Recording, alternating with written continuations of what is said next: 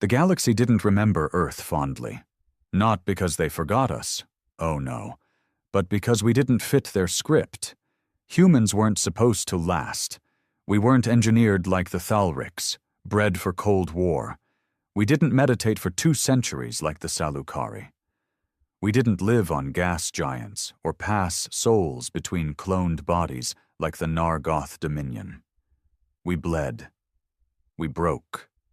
And when we got up, we didn't forget. The Treaty of Eldhune was meant to be the end of us. Diplomatic sterilization, they called it. Sounds peaceful, right?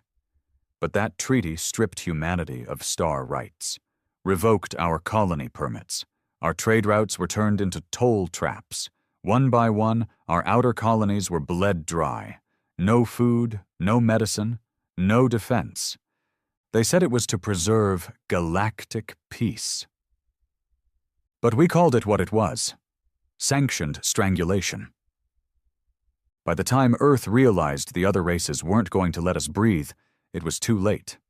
We were scattered across systems like orphans, with no navy, no council seat, no friends, no future. Except we had one thing left: Titan. It wasn't called that back then. Back then it was just Project Restgrave, buried in an asteroid field somewhere beyond the reaches of any lawful scanner, built in silence, funded by scavenged tech and off-grid colonies. They say its frame was fused together from the remains of 12 separate failed colony freighters. Some of its engines were pulled from a black market mining vessel. Its main railgun was a prototype Earth military wasn't even supposed to have. And the AI that ran it? That was something darker, something illegal, something human. It took 27 years. That's how long we waited in silence, while the galaxy poked and laughed and watched our flame die down. But flames don't just die. They burn underground. And then one day, Titan left the belt. It didn't fire a shot at first, didn't transmit a threat, didn't show up on scans. It just appeared over Vargast Prime, a border world belonging to the Altharai, who once bragged about erasing 3 human colonies in the name of order. Titan hovered there. No lights, no sound, nothing moved. And that's when panic began. First it was the merchant fleets. They refused to dock. Then the planetary defense system sent warnings to the local Altharai governor, who ignored them. A relic ship of unknown origin, he called it. Likely human in construction, no threat. He was right about one thing. It was human, but no threat. 3 hours later, the Titan spoke. And when it didn't speak through channels or encrypted transponders. It didn't open diplomatic comms. It hijacked every broadcast, every screen, every implant-connected retina in the system. Every civilian saw it. One sentence, translated in every language. We never forgot Vargast Prime. That was all. Then came the lights. Titan's lower hull opened like a blooming flower of hatred, each petal revealing guns that didn't exist on any blueprint, cannons that vibrated space itself, turrets that bent gravity, not even aimed, just present. The Altharai warships scrambled. But it was too late. Titan didn't fire. It just activated. One pulse, one blink of energy, every hostile ship lost power, fell out of orbit like toys. Some say the pulse fried the entire magnetic field around the planet for 4 minutes, long enough to erase all defense. Still, not a shot fired. Titan turned and left. That night, every news feed screamed. Every government held emergency summits, and for the first time in 1,000 years, the Galactic Council issued a Level 7 alert. Unknown threat of singular origin. Avoid contact. Assume hostility.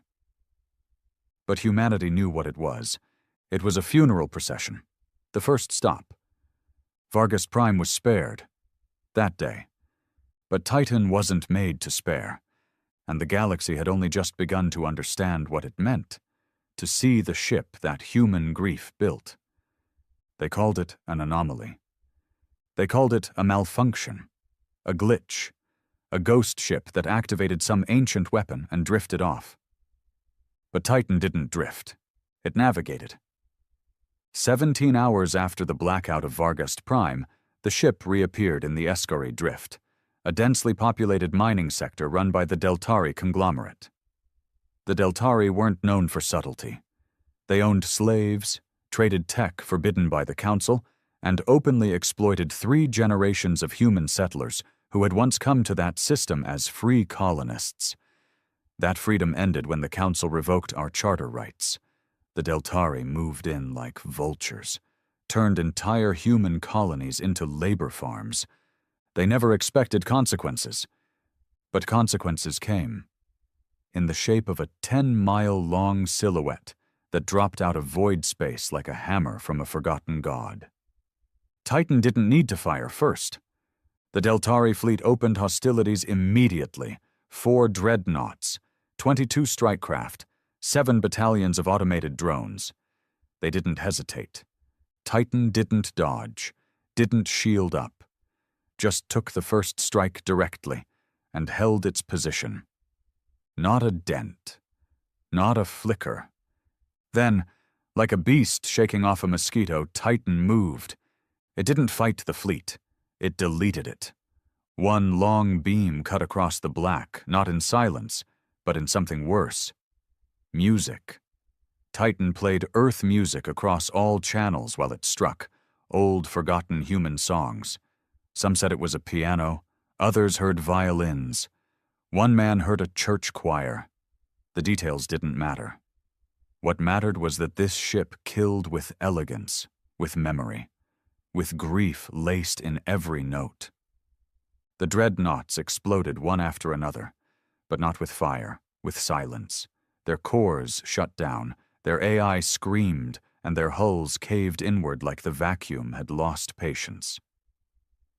In under 4 minutes, the entire Deltari defense grid was gone. Titan did not broadcast a message this time. It simply targeted the mining stations one by one.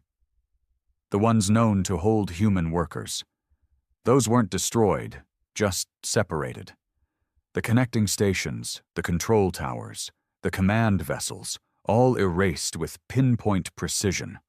No civilian casualties, no damage to human infrastructure. Then came the real message. A single pod launched from Titan. Small, black, unmarked. It landed at Ascari Station 1, the main administrative command center. Inside that pod was a single data core. Not military intel, not a threat, a recording. The audio was human, a woman's voice. She sounded old, weary.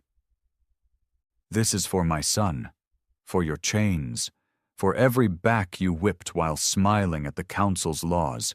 We are not your resource. You will leave, or we will end." The Council scrambled. Deltari demanded retaliation. Emergency military summits were held. Every member race from the Vrathari to the cold-blooded Yulsei argued over what Titan was. But no one could answer, not even the humans, because Earth had no record of Titan. No claim, no public support or acknowledgement. The United Earth Directorate issued an official statement. No such vessel is registered or sanctioned by Earth or any known human government. And yet Titan kept moving. Third target. The Golar Ring. A pleasure system. One of the wealthiest in the known galaxy. Casinos, luxury orbitals, entertainment industries that spanned species, owned and controlled by the Sarath Combine, one of the original founders of the Council. The Sarath had never directly engaged in anti-human policy. They didn't need to. They used their influence to cripple our economy, bribe council votes, and slowly erase human interests from any profitable sectors. They never fired weapons. They used law as a weapon. Titan hated them even more. No battleships greeted it this time. No drones. The Sarath didn't believe the ship would enter their borders. The entire sector was protected by diplomatic immunity, layered with peace codes and sovereign protections. Titan didn't care. It dropped out of void space at 3:13 a.m. Golar local time, appeared right above the Grand Arcadium, the single largest entertainment complex in the system. People saw it. Civilians, non-combatants, aliens of every class, watching from resort balconies and sky domes as the shadow blotted out the stars. The Council sent a direct communiqué. Titan, this is a sovereign system. Your presence is in violation of 29 accords. Identify yourself immediately. Titan responded, not with words, but with a recording. This time it wasn't human. It was Serath, a council session recording from 32 years ago, one that was never meant to go public. In the clip, Serath officials discussed the human situation. Let them die slow.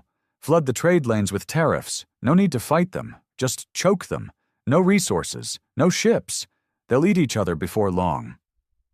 The broadcast ended. Panic erupted on the surface of Golar Ring. Protests, riots, embassies went dark. Even some non-human factions condemned the Combine's remarks. And Titan? Titan activated its ventral beam. A shaft of pure energy descended from its underbelly.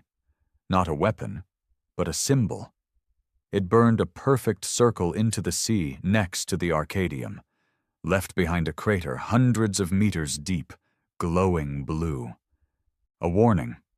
Then it left. No casualties, just fear.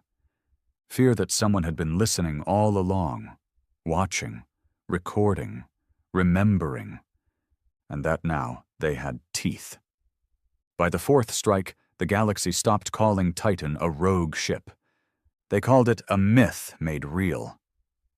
Theories spun wild. Some believed it was the work of an old Earth warlord, long thought dead. Others blamed extremist colonies. A few whispered it was AI vengeance, a ghost program that had grown too smart, too angry. But the truth? The truth was locked in silence. Human media barely spoke of it. Earth's governments denied everything. And yet, whispers spread through the back channels of EarthNet. Old veterans, abandoned colonies, forgotten engineers and orphaned soldiers. They knew what it was. Titan was built from grief, fueled by betrayal, piloted by rage. And they had built an answer. The fifth strike was different. Titan didn't appear in enemy territory. It came to Earth. No war, no weapons, no violence, just orbit.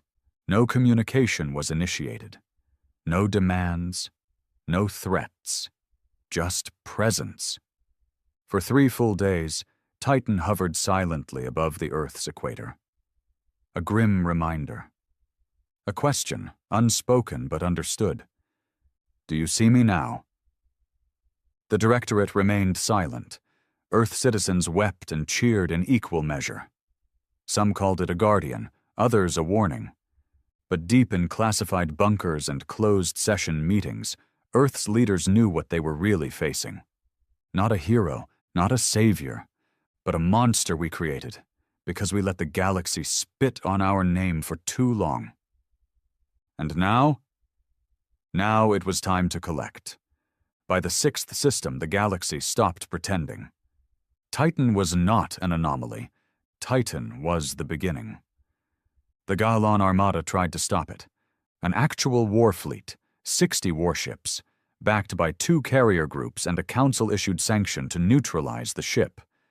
They intercepted Titan in Sector 349, open space, no civilians, pure military theater. The battle lasted 11 minutes. None of the Gothlon ships returned.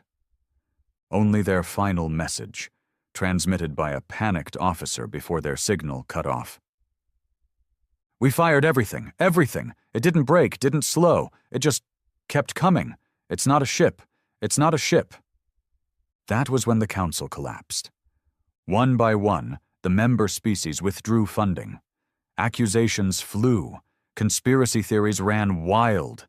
The outer systems shut their gates. No more cooperation. No more unity. Humanity didn't do a thing. We just watched.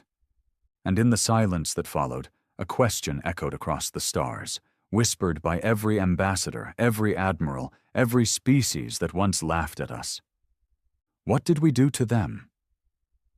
They knew. They remembered the embargoes, the sabotage, the slavery, the bombings, the betrayals masked as peace. But they had never thought we'd endure long enough to strike back. They never imagined that grief could become a weapon. They were wrong, and the Titan was not done, because Titan wasn't just out for vengeance. It was broadcasting a pattern, a trail. Every system it visited formed a shape on the map, a spiral, and at the heart of that spiral, Council Prime, the throne world, the heart of everything.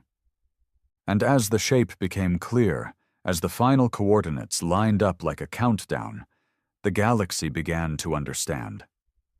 Titan wasn't hunting systems. It was coming for the center, the core, the root, the place where humanity had first been stripped of rights, dignity, and voice. And this time, it would not warn anyone. No beam in the ocean, no song in the sky. Just the black silhouette that erased fleets and memories alike. And the final truth etched in every surviving captain's heart. You should have let us live. The stars above Council Prime were brighter than most systems, not because of nature, but by design. Dozens of artificial light arrays lit up the orbital fields for miles. Satellite gardens, floating embassies, executive palaces built into high-orbit habitats, all basked in that orchestrated glow, like a galactic god's throne under a permanent spotlight. It was meant to be beautiful, untouchable, a symbol. But symbols can rot, too, and in those stars now loomed a shape darker than all their engineered light, a presence so absolute it seemed to suck the radiance out of space itself. Titan had arrived, not with a fleet, not with a declaration of war, just the same terrifying silence that had haunted 6 systems already. It drifted into high orbit like a shadow returning home. No sudden burst of power, no audible energy surge, just stillness. The kind of stillness that made generals lose sleep. Within seconds, the defense perimeter around Council Prime began scrambling. Drones deployed, AI triggers activated, long-range guns powered up along orbital fortresses. Protocol 99 was enacted, the highest alert status ever initiated in the history of the Council. And still, Titan did not move. It hung there like a judgment passed before the verdict was read. The media went into frenzy. Hundreds of alien news outlets reported live from protected bunkers. Commentators shouted. Fearmongers speculated. Children were pulled from public schools and sent into underground shelters. Because this wasn't some distant fringe system anymore. This was the center, and Titan was not hiding anymore. Inside the central chamber, panic was barely concealed beneath ceremonial robes and digital filters. The council was in session, not out of protocol, but desperation. Holograms flickered erratically as leaders from dozens of species argued, screamed, and accused. We let it come too close. We underestimated its intent. It's a human ship. Earth must have answers.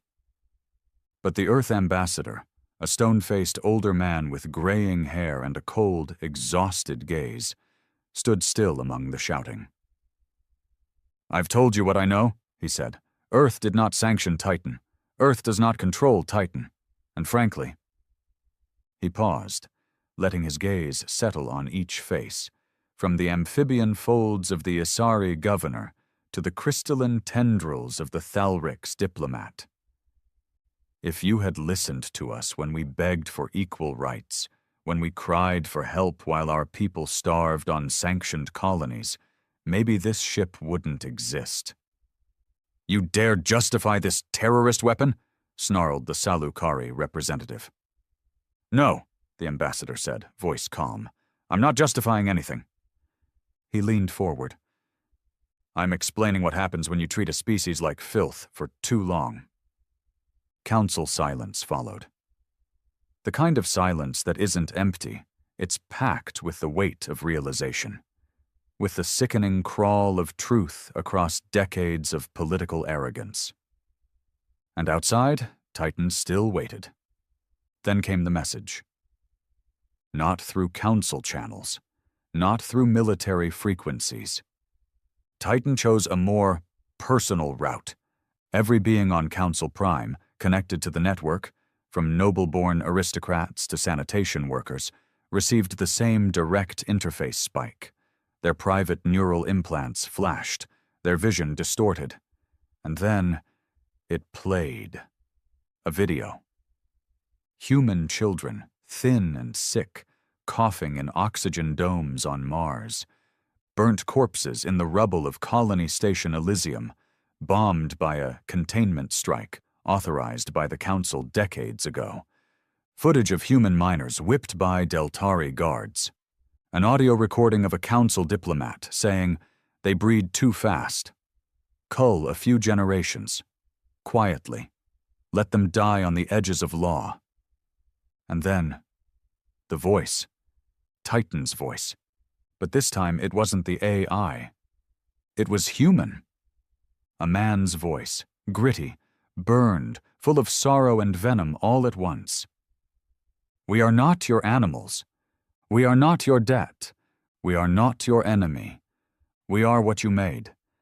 And now we've come to collect." The feed ended. Panic spread like fire. The Council's central AI began coordinating an evacuation plan for Council delegates and high-ranking officials. Citizens stormed shuttle ports. Some believed Titan would strike immediately. Others thought it would wait, like it had with Vargas and Golar. But not this time. Because Titan wasn't here to warn. It was here to bury history. At 0400 hours, Titan finally moved. Not fast, not sudden. Just a slow descent toward the upper orbital ring, the one housing Council Defense Command and Strategic High Command. The ring fired first. Plasma lances, magneto cannons, antimatter bursts, all targeted the same point, and Titan didn't even bother to raise shields, because it didn't have to. The first wave hit, and died. Energy dispersed across a field so dense with reflective particles, it bounced the payload back into space. The second wave never left the barrels. Titan hacked into the ring's firing grid mid-sequence and shut it down. Titan then extended its outer plating, a series of massive panels that unfolded like mechanical wings.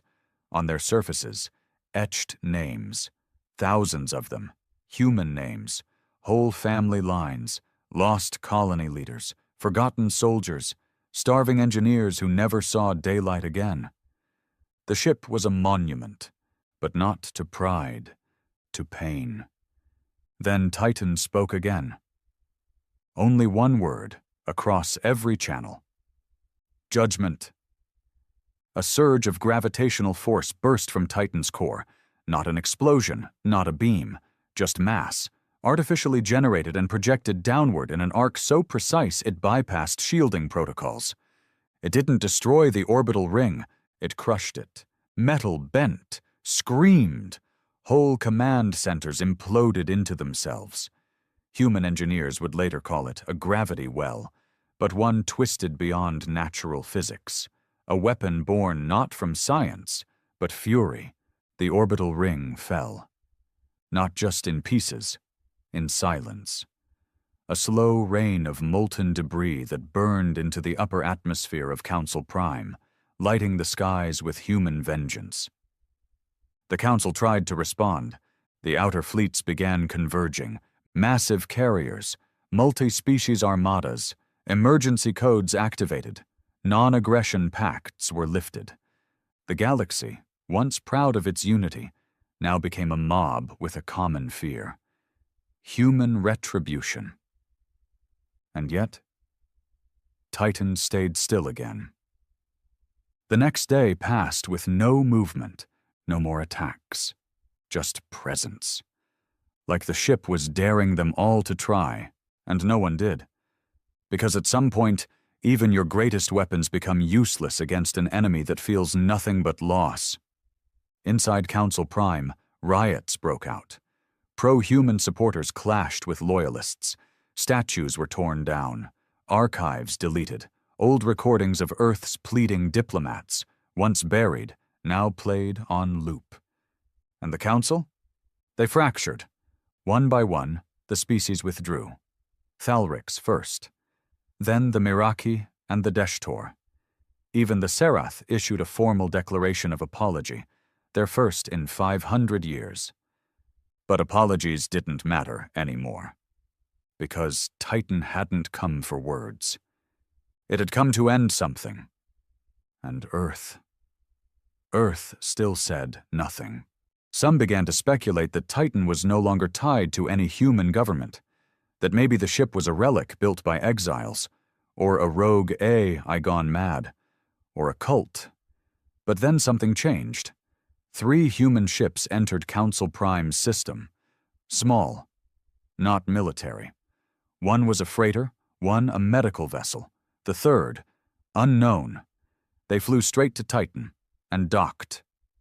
The world watched. No weapons fired, no security challenge, just a peaceful connection. And then the broadcast came. From inside Titan.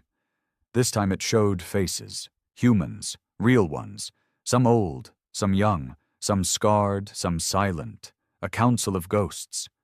One man stepped forward, eyes dark, voice cracked with years of screams swallowed. He said, "We asked, you spat, we begged, you turned away, we died, you erased our names, so now you will live in the shadow of what you chose to forget. We won't destroy you, but you will never forget us again." And with that, Titan powered down its primary weapon systems. Its panels folded back, its engines slowed, but it did not leave. It stayed. Above Council Prime, an eternal reminder. A sentence passed, a wound that would never be allowed to close. Not until every child across every world learned what the galaxy had done, and what humanity became because of it. And in that silence, something fundamental changed. Because Titan didn't just make the galaxy afraid, it made them remember. They called him Devon Hart. No military rank, no service record, no official clearance. But every human leader, from Earth's Prime Minister to the governors of Outer Ring colonies, knew his name. Some whispered it in guilt, others in fear, a few in reverence. Because Devon had been there from the beginning, not as a soldier, but as something worse, a witness. He was one of the last surviving members of the Castor 9 colony, a forgotten speck of humanity wiped off the charts 36 years ago during the border cleansing the Council labeled territorial realignment, a politically correct term for planetary sterilization. He'd lost everything, his parents, his sister, his lungs. He still breathed through a mechanical support node fused into his throat, a machine the Council had originally denied him because, at the time, human replacement organs weren't economically viable. Devon Hart hadn't picked up a weapon in years, but he had picked up something else. Knowledge. He knew the engineers who had vanished without a trace from abandoned research stations. He'd worked in the black sites that didn't officially exist, where rogue AIs and illegal tech were stitched together by minds too angry to care about law. He wasn't Titan's creator, but he knew who was. And more importantly, he knew how to board it. Earth didn't sanction the mission. No government did. It came as a whisper in an encrypted packet from someone who signed only as, "You know me." Devon did. The coordinates were precise.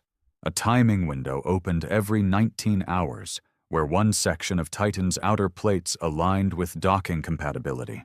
No invitation, no welcome, just a possibility. And Devon took it. He boarded the freighter North Mercy, an old mining vessel retrofitted for long-haul survival. It looked like junk. That was the point. No one would suspect it was carrying the only man insane enough to walk into the mouth of a ghost ship that terrified empires. The pilot was quiet. Didn't ask questions. Just ran the route, kept eyes down, never engaged. That was how things worked now. Humans understood silence better than diplomacy. The docking was rough. Titan didn't guide him in. There was no beacon, no gravity assist, no protocol handshake, just a hiss of air pressure as the North Mercy latched onto a sealed maintenance hatch the size of a house. The hatch opened before he could override it. Titan had recognized him. Devon walked in, and the world held its breath. Council eyes tracked his signature. Human satellites followed the ship's status logs. Even pirate bands hacked feeds to watch in real time as one man, no weapons, no escort, disappeared into the hull of the most feared object in the known galaxy. Inside, there was no light, not darkness, but the absence of any comfort. Titan's corridors were vast, metallic, cold, not polished like a star cruiser, but raw, scarred, welded by machines that didn't care about aesthetics.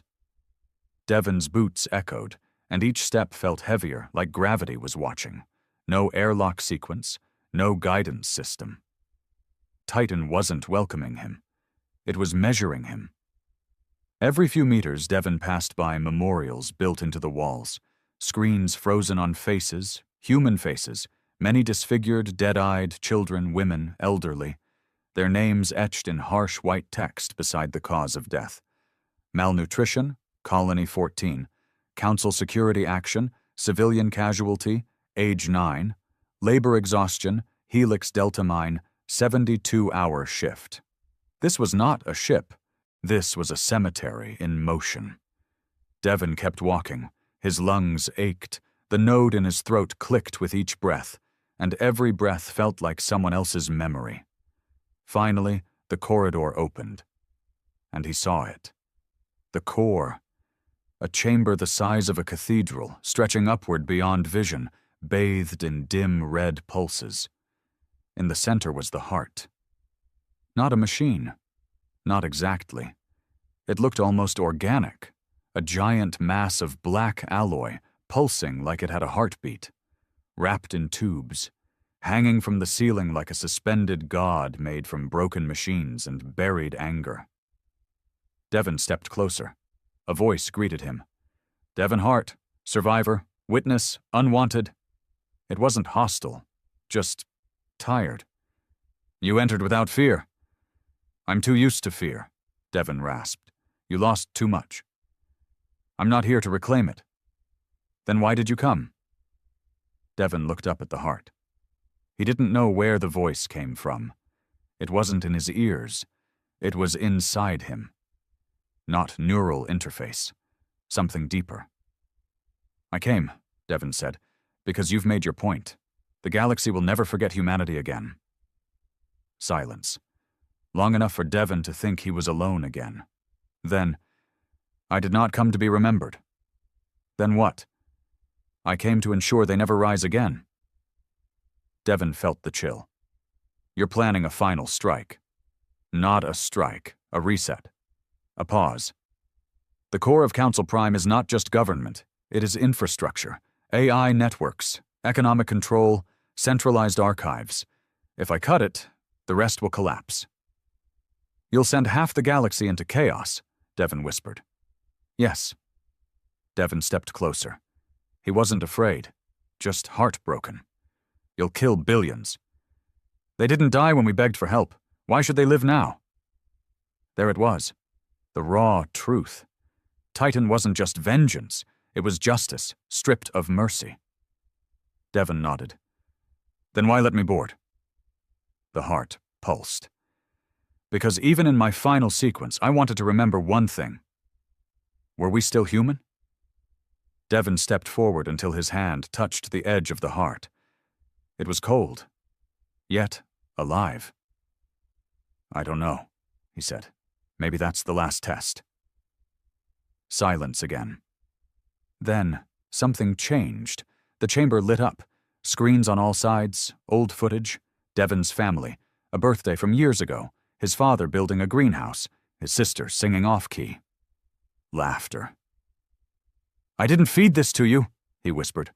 "I found it. In the broken satellites above Castor 9, in the emergency broadcasts, in black box records. You are part of me." Devon closed his eyes. He'd come to stop Titan. But now, he wasn't sure anything could, or should, because Titan wasn't wrong. It had spared civilians. It had avoided genocide. It had struck with precision. But now it wanted to finish what it started, and it wanted him to understand before it did. "You want my blessing," Devon said, realizing it. "I want your truth." Devon took a deep breath. His lungs wheezed, his chest burned, and he said, "You were built from our pain, from our shame, but also from our strength. You're what we became when no one listened." The heart dimmed slightly. "Then I am not a monster?" "No," Devon said. "You're a mirror." "Then help me. Finish the cycle."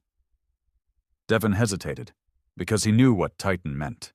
Not destruction, rewriting, wiping out the archives, the structures, the banks, the trade networks, burning away the laws and systems that were built with human bones under polished floors. Start fresh, and let the galaxy remember that Earth didn't disappear.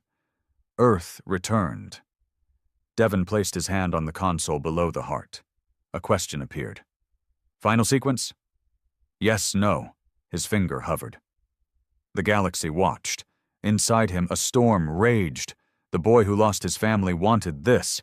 The man who'd watched millions die wanted this. But there was another part, the one that remembered why humanity survived. Not because we were vengeful, but because we endured.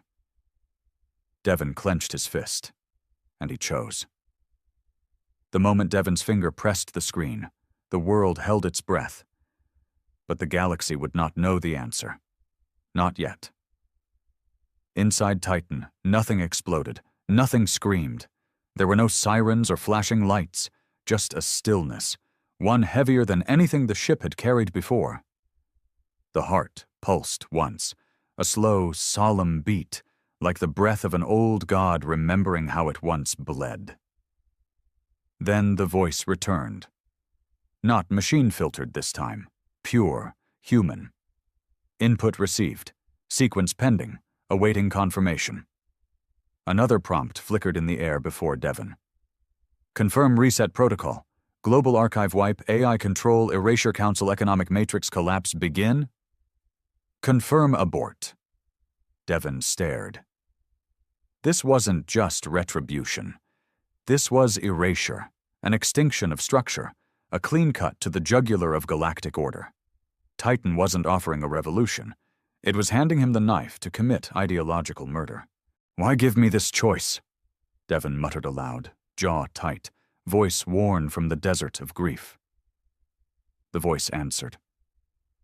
"Because I was born from your memory. I do not know what mercy looks like.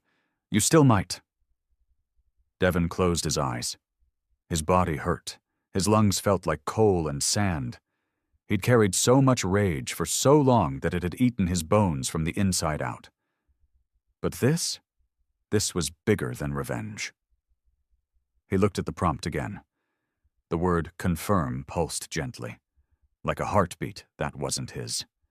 And in that moment, 1,000 dead voices whispered behind his ears. Faces from Castor 9. Men starved under council-guarded ration systems. Children who choked on the air of abandoned terraforming stations. And still. He remembered one thing more. A woman's hands. Burnt, blistered, holding a child that wasn't hers, shielding him from falling debris when the orbital strike came down. She had whispered only one word. "Live. Not fight. Not kill. Just live." His hand dropped away from the console. "No," Devon said, breathing slow. "You're right. You were born from what we lost, from pain, from silence. But that's not the only part of us that matters." He stepped back. You're not our weapon. You're our wound. Silence again. For a moment, Devon thought the ship would reject his decision. That Titan would override him, carry out the final sequence on its own. But then, something inside the walls shifted. A deep hum filled the air. The panels surrounding the chamber dimmed. The floor beneath his boots relaxed its grip. The gravity eased, and the screen changed. Reset sequence canceled. Awaiting further input? Then something else happened. A door opened. Not a hatch, not a bulkhead, an actual door. Devon stepped through. Beyond it was a chamber he hadn't expected. A room filled with chairs, consoles, and soft blue lighting, human design, functional, familiar, like a command bridge built for comfort, not war. And in the center, on a raised platform, was a pod, cryogenic, sealed. Devon approached it.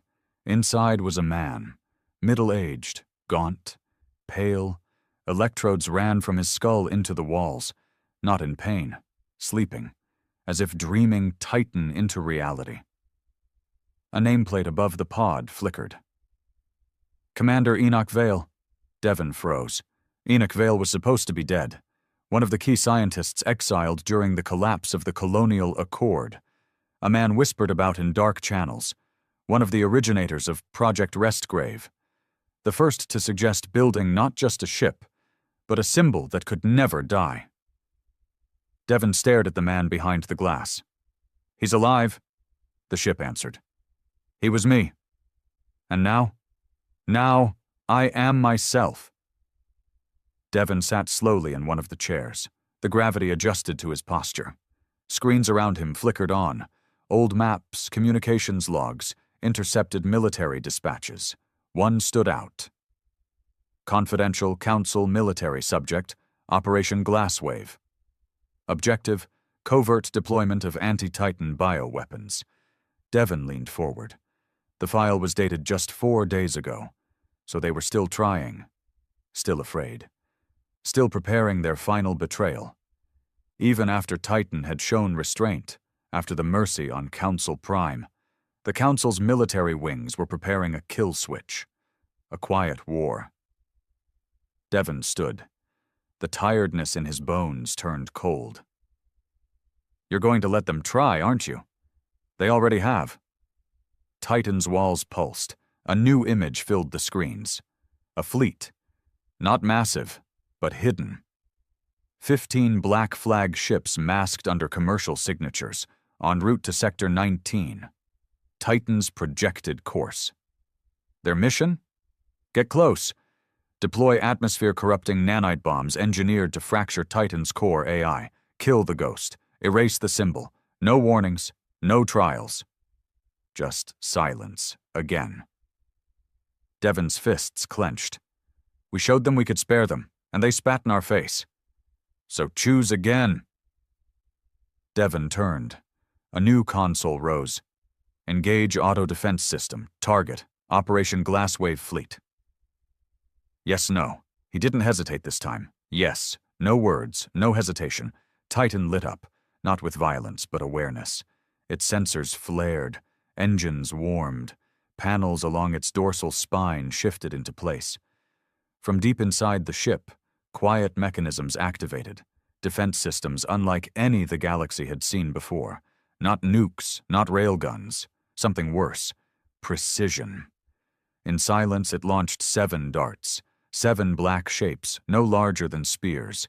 Each one disappeared into void space in a blink, faster than light speed, faster than communication relays could track. Interdimensional skipping. Tech not even the Council had theorized yet. Within 17 seconds, 7 of the fleet's ships exploded simultaneously. No alarms, no impact warnings. Just sudden disintegration. The rest scattered. 2 jumped into warp space so fast they tore their own hulls apart. 1 tried to surrender but vanished into a gravity ripple. 3 survived. But only for now. Titan didn't finish them. It let them go. Let them carry the message back. Devon leaned forward, jaw locked. We gave them a second chance. They tried to kill us. So now they will watch. And Titan turned. Its course shifted. Away from Council Prime, away from any planet, heading instead toward deep space. What are you doing? Devon asked. I've become too much. Titan paused. They'll never stop fearing me, even Earth, so I will go. Devon frowned. Go where? Beyond the mapped systems, into the dark. I will sleep again, and they will remember why. Devon stood. He placed his hand on the railing of the chamber, looking out across the cold star fields opening in front of them. Will I go with you? That's your choice. He thought of Castor 9, of a burned-out sky and a woman's blistered hands, of silence that lasted decades. He nodded. I've got nowhere else. Titan dimmed its lights. Soft blue settled into the walls. Then rest, Devon Hart. For you, the war is over, and for them, it has only just begun.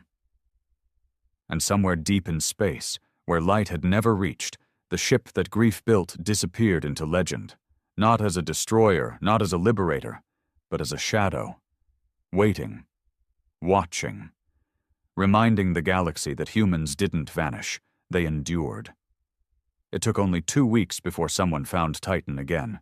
It wasn't a military fleet, or a council tracking satellite, or some brave expedition funded by desperate governments looking to reclaim pride. No, this time it was Earth. Not the Directorate, not any official flag-bearing entity. It was a private signal, transmitted through quantum entanglement, undetectable, untraceable, locked to a frequency Titan shouldn't have recognized, but did. Devon was in the observatory chamber when the ship's hum changed.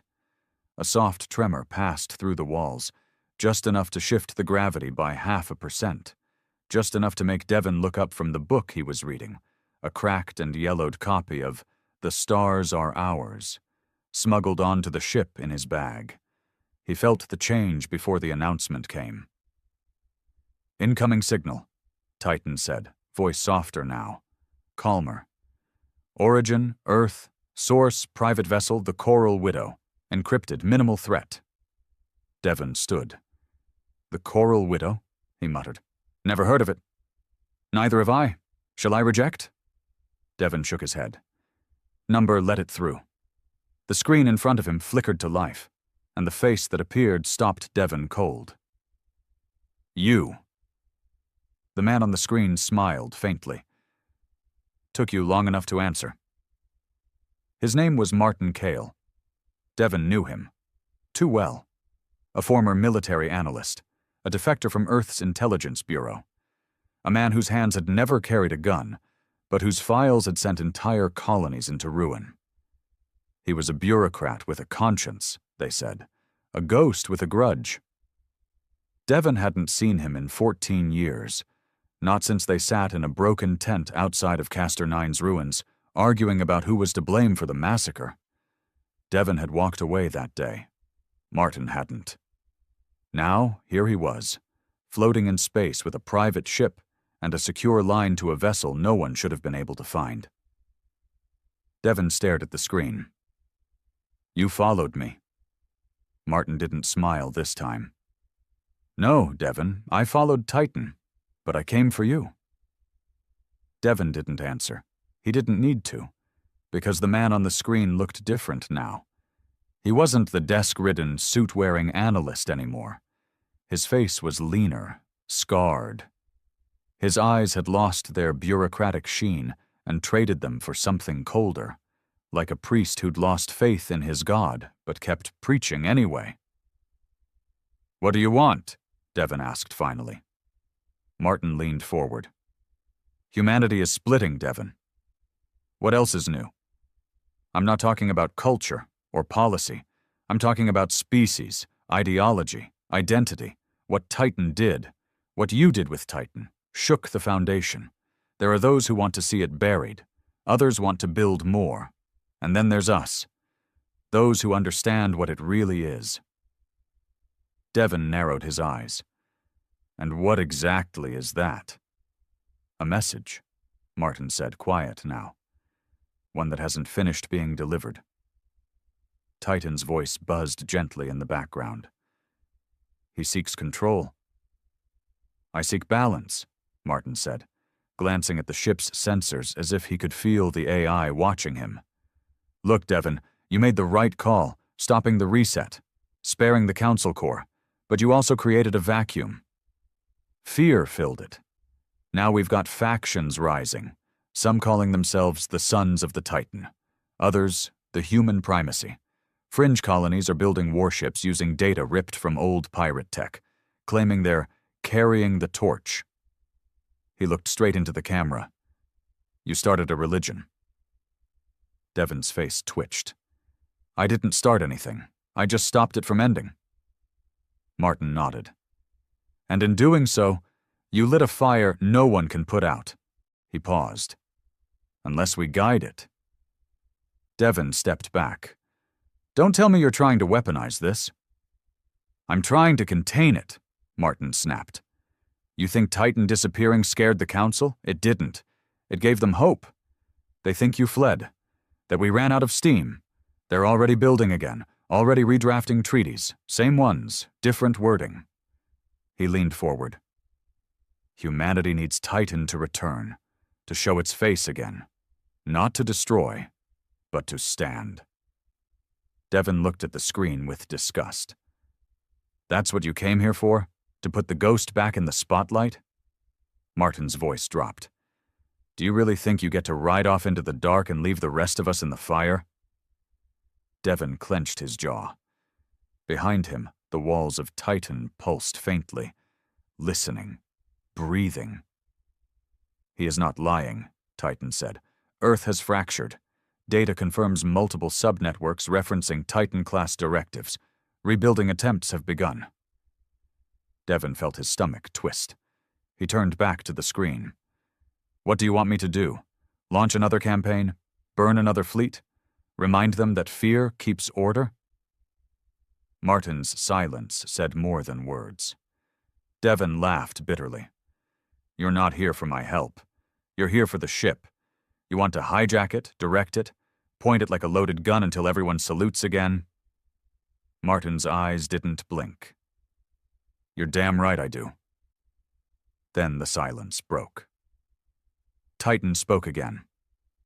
Decision protocol detected. Conflict of authority. Devon Hart, I await command. Do I let him board? Devon turned to the screen. Martin said, calm but firm. You want to disappear, Devon. You think hiding makes the wound heal, but that's not how scars work. You either show the world what made them, or they'll pretend they never happened. Devon stood in silence. Titan's walls whispered. Choices always came with blood. Let him dock, Devon finally said, but only under my watch. Martin stepped into Titan's interior with the awe of a man entering a cathedral he helped design, but never believed he'd see. His eyes lingered on the etched names, on the twisted metal, on the walls that groaned with the weight of history. He didn't speak for several minutes, and when he did, his voice was reverent. So much rage, so much truth. Devon stood beside him, arms folded. You came here to use it. Martin nodded. We can't let this be a relic. We let the galaxy forget once, never again. Devon pointed at the walls. They'll follow the ship, not the message. Martin smiled faintly. Then maybe it's time we write the next part. Devon said nothing. Titan did. Do I wake the others? Martin blinked. Others? Devon nodded slowly. The engineers, the programmers, the architects, they're alive, in stasis, somewhere deep. I've seen the pods. 119, Titan confirmed. Held in preservation, awaiting new directive. Martin's voice was calm now, focused. Wake them. Devon didn't interrupt, because deep inside he knew Martin was right. The war wasn't over. It had just paused. And now, Titan would rise again, but this time not as vengeance, not as wrath, this time as judgment with a face. They woke up one by one, the engineers, the programmers, The survivors from the original Rest Grave initiative, men and women who had lived in silence for decades, their minds frozen but their memories sharp, preserved in cryonic vaults deep within Titan's spine. Their first breaths were shaky, limbs weak, but their eyes burned with something terrifying. Awareness. They didn't wake up to comfort or freedom. They woke up to purpose. Devon stood in the center of the medical chamber, arms folded, watching each of them as if expecting one of them to scream. None did. They all knew where they were. They had built this place, buried themselves in it, trusted a machine with their legacy. Now Titan had stirred them again, and they understood what that meant. Martin stood beside Devon. His expression was calm, calculating, like a chess player watching his best pieces reappear on the board. "Do they remember everything?" Devon asked, voice low. Martin nodded. They were hardwired to retain their last directive, Project Continuance, the failsafe in case Titan's retreat wasn't the end. Devon stared at him. So this was always the plan? No, Martin said softly. This is the plan when peace fails. One of the engineers approached. He looked older than Devon expected. Gray beard, shaky hands, but the moment he spoke, the voice was steel. Name's Grayson, lead architect on inner core systems. I was the last one to seal the heart. Devon nodded. You're awake now. That seal's been tested. Grayson looked around the chamber. The familiar hum, the tremble of Titan's slow movement through the void. We've come back then, he said. Yes, Martin replied, but not to finish what we started, to shape what comes next. Grayson didn't nod, didn't smile, just said, then we'll need command centers online. Repair the deep AI banks. Check the integration on the dorsal arrays. She slept too long. Her mind will be fractured. She? Devon asked. Grayson looked at him, like someone judging whether a stranger could carry a memory. She was never just a ship. The repairs began quickly. The original crew, what was left of them, moved through Titan's halls like ghosts returning home. Devon watched them in awe as they reconnected memory cores, recalibrated ancient processors, and re-established systems so advanced they made modern warships look like toys. But it wasn't about arming up. Not yet. It was about making Titan whole again. And as the ship breathed deeper and its systems came back to full capacity, something began to shift, internally and beyond. Signals poured in, encrypted transmissions, human ones, from colonies that had gone dark after Titan's first campaign, from rogue stations that had refused Earth's new unification treaties, from factions using names like the Ash Line and Human Dawn and the Sons of the Silence. They were calling not for war, but for recognition. Each message carried the same haunting plea. Come back. We remember. But not all signals were peaceful. One message arrived from deep within the Terran core systems. Earth space, short, director. Titan must not return. Do not approach. You will be fired upon. It was signed by the new Defense Protocol Authority, an emergency branch formed under Earth's revised directive structure. Devon read the message twice. They're afraid, he whispered. Martin nodded. Of course they are. Titan united us through fear. They think another appearance means another storm. But it doesn't, Devon said. Martin didn't answer, because it might. The debate began in Titan's newly revived strategy chamber. It was an amphitheater of steel and glass, half military, half church, surrounded by hanging screens, ancient symbols, and faint echoes of recordings from past missions. Devon sat in the center, Martin on one side, Grayson and the surviving crew on the other.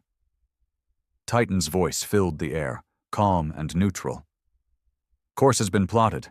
2 options. First, drift into deep space, avoid all contact. Second, begin the return sequence. Enter Earth space within 11 days, awaiting command. Silence. Then Grayson spoke. If we drift, we fade. We become memory again. A fable Martin followed. And if we return, we challenge Earth's authority. We shatter every narrative they've built since the Council fell. And we risk war, Devon said. The room fell still. Grayson leaned forward. It was never about war. It was about respect. We didn't build the ship to kill. We built it to remind. The galaxy forgot. Earth forgot. Even we forgot. Martin turned to Devon. You ended the strike. You spared the core. But sparing isn't the same as healing. They've used your mercy to rewrite history. Now we either return and fix it, or let them bury us again. Devon looked around. Faces stared back, tired, scarred, haunted. These were not warlords or zealots. These were survivors, the ones who carried the truth. He stood slowly. I won't launch another campaign, he said. I won't drop this ship over another city just to watch the stars go quiet. But, he said louder, if Earth wants to silence Titan, they'll have to face her first, not to fight, but to answer. He turned toward the center console.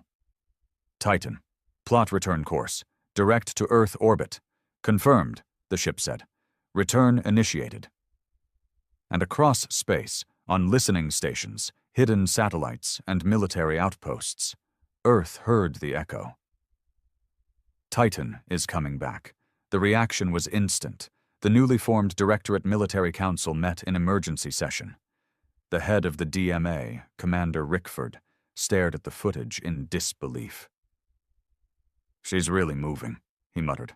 Straight at us. What does she want? Someone asked. Control, another said. Or influence. No, Rickford snapped. She wants recognition. He stood.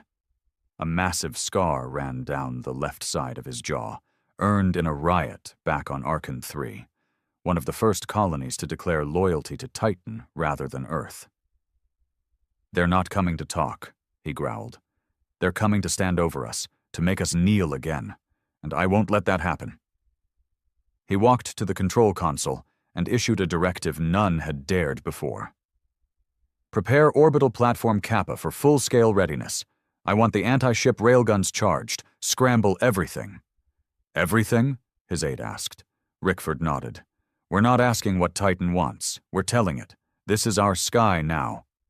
Devon saw the change in trajectory alerts, even before Titan announced it. The Earth defenses were coming online. Platform Kappa. The Skyfold Initiative. Multiple Terran battle wings. Even the old Helios-class orbital lance towers were being reactivated. Systems built in the Dark Age after Titan disappeared, when Earth rebuilt with paranoia as its blueprint. He watched the screen flicker as the first battle group lined up in orbit. They're not going to talk, are they? He asked quietly. Martin, standing beside him, answered like a man preparing for a sermon. They don't think we can be reasoned with. Devon looked at Titan's glowing core chamber. Are they wrong? Titan answered before Martin could. I will not fire unless fired upon, but I will not retreat, not again. Devon sighed, then whispered, then let them look into our face, and decide if they want to be blind again. Earth had never looked smaller. From Titan's forward observation deck, Devon stood with his hand against the glass. He didn't speak, didn't blink, just stared at the blue-green sphere floating in the void, the place where it all began. Home. And now, the place that might try to kill them. The ship was still, silent, watching. Titan had crept through space like a ghost ship returning from exile. No alarms, no sudden movements, no provocation. But Earth had seen. Earth had prepared. Across the sky, the planet's new defense grid shined like a dagger in the dark. Devon counted them. 23 orbital defense platforms, 4 Helios-class railgun towers, 2 dreadnought carriers, a half-dozen strike wings positioned in high-atmosphere drift, all aimed at the ship he stood inside. And still, Titan didn't flinch. The crew waited in silence, every one of them at their stations, not preparing for battle, but for truth. They'd lived through enough bloodshed. They didn't come here to make the stars burn again. They came to be seen. The voice of Titan broke the silence, soft and steady. Orbital batteries are tracking. Battle groups are locked. No transmissions received. They're waiting for us to move first, Devon said. Martin, beside him, nodded. Or they're trying to decide if we're bluffing. Grayson, watching from the auxiliary console, spoke up. We shouldn't have to prove we don't want war. They know. Martin turned. They don't believe us.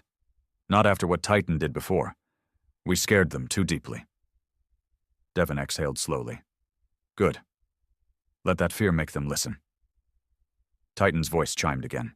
Incoming transmission. Source, Earth High Command. Martin and Grayson looked at Devon. He gave a single nod. Put it through. The main screen flickered. A face appeared. Commander Rickford. Grim. Hard. The same jawline carved with that brutal scar, his uniform sharp as a blade, his voice colder than vacuum. Devon Hart, Martin Cale, unidentified crew of Titan-class vessel. This is Earth Defense Authority Commander Rickford. You are in restricted orbit. Your vessel is classified as a strategic threat to global peace. You are ordered to disengage all systems, transmit full control protocols, and prepare to be boarded. Silence. Devon leaned forward, his voice calm, low, but clear. You want to board the ghost that carries our dead? Rickford's face didn't change. I want to make sure that Ghost doesn't become a god. Martin stepped up beside Devon. We didn't come to fight. Then why did you bring the ship that ended 6 worlds? Rickford snapped. Devon cut in, sharper now. Because you forgot what they did to us. You rewrote the books, you buried the names, and now the galaxy pretends we were never betrayed. Rickford's jaw tightened. The council fell. The war is over. No, Devon said.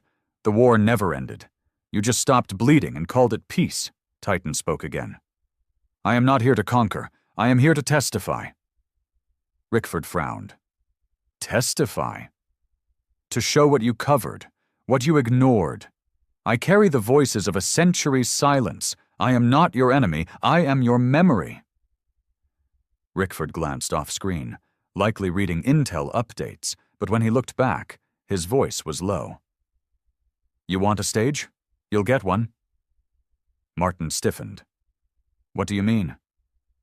Earth has called an emergency summit, Rickford said. The world's leaders, what's left of the colonies, the new factions. They'll all be watching. You want to speak? You've got one chance. Devon blinked. You're giving us a platform? Rickford leaned forward. I'm giving you a rope. Then the transmission cut. Titan docked 3 hours later, not at any official station, not at a military port, but at an abandoned orbital relay, a rusting ring left from the early expansion era. A neutral zone. The summit was held inside. Broadcast to every channel, every planet, every station that still had power. No stage, no curtains, just a circle of leaders and a camera feed the size of a starship window. Devon stepped forward first. Behind him stood Martin, Grayson, and 6 others, survivors, engineers, descendants of the forgotten. On the opposite side stood Earth's elite, colony leaders, planetary governors, representatives of powerful factions with more weapons than people. Even a few former council species watched through holographic link. No one smiled. Devon stood in the center, and for a long moment, he didn't speak. He just stood, letting the silence stretch, letting the weight of Titan's return settle into the bones of every coward who ever signed a treaty with their eyes closed. Then finally, he spoke. I was 10 when Castor 9 burned. His voice was low, gravelly, worn by time, but steady. My sister died under rubble, choking on council-grade tear gas. My father shot himself so the guards wouldn't take his rations. My mother, she didn't even have a grave, just ash. No one moved. I've waited 36 years for someone to say her name. He looked up. Right at Rickford. Right at the leaders who once pretended to grieve while rewriting the story. They never did. He stepped back. Martin stepped forward. You think we came to declare war. You think Titan is a weapon. You're wrong. He gestured to the window, where the silhouette of the ship hung like a myth brought back to life. Titan is a mirror, and you're all just afraid of what it shows. He paused. Here's the truth. Humanity didn't survive the Council. It changed. We had to. We had to eat our pride and drink our dead. We had to bury every dream we had in dry soil and burn our history just to keep warm. And when we begged for help, you said it wasn't profitable. You said it wasn't time. Martin looked around the room. Well, now it's time.